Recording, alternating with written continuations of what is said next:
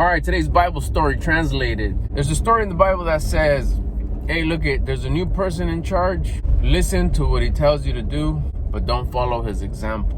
What does that say to me? That caught me and that kind of struck a chord, and right away it's like, hey, you got to lead by example. You got to lead by example. You got to be the best you can be. You can't just criticize without giving constructive criticism. You can't tell anybody. And I mean, this goes from leading by example is not only your kids. Our point here is to be leaders, is to help humanity evolve. Everybody's set up with certain gifts and abilities and dreams and things that you are supposed to achieve. Anything that you dream of, anything that you dream of having, going, doing, being, it's a pre-factory setting. You're supposed to have all those things. You're capable of having all those things. It's not it'd be nice. No. It'd be like you should get it if you do the right thing, if you work hard on yourself, if you start attracting and not chasing. And in that attraction part, and becoming a magnet, and becoming attractive, and becoming rare, valuable. Rare things are valuable, become rare. That's where you're the example. We're quick to talk shit, talk smack, and tell people like, oh, you shouldn't be doing that. Oh, you shouldn't be doing this. Oh, you shouldn't be, oh, that's dumb. Why are you acting like that? I hate when people do that. I hate when they act like that. I hate when they say that. I can't believe they did that. And the world is a mirror. All you see in them is something in you that you don't like about you, that your conscience is telling you to change. But we're so set in our ways that we'll just talk smack about stuff that we don't like, when in reality it's stuff about us that we don't like. But we won't be the example and change it. We won't be the leaders and change it. But we want others to change. We're almost playing God. I could make you better. You want to puppeteer other people. And that's not the way it goes, according to this story. According to this story, it's like, hey, be the example. You be the best you can be. You be top notch. You do the difficult work. You do what you don't want to do when you don't want to do it and you know that you should. You strive and make yourself so dang attractive, so beasted up, so everything that you've ever dreamed of having, you do have.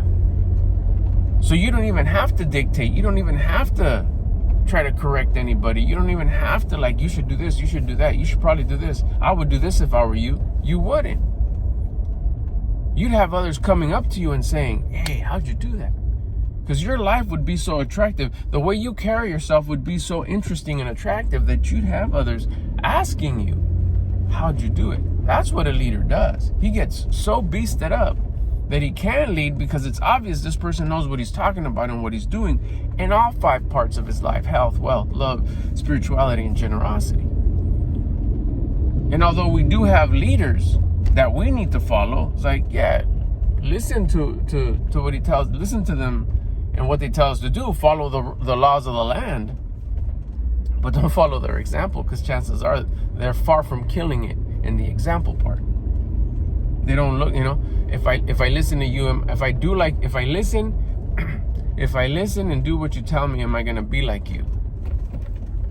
And that guy just looks no good. Upside down light bulb, losing, angry, bitter, sour, self-victimizing. Like, I don't want to be like that shit. I ain't listening to you. We got to be the example is what the story tells us to do. Don't just talk about it. Don't just try to correct it. Don't just try to point out people's flaws and shortcomings. You don't have any flaws. You don't have any shortcomings. You kill it 1,000% in life. That's being a good example. There's a second part to that story, down a few lines. It said, those who think they're all bad are going to be humbled. And those who are humble are going to be beasted up, are going to be elevated and beasted up. They're going to be killing it, or something like that.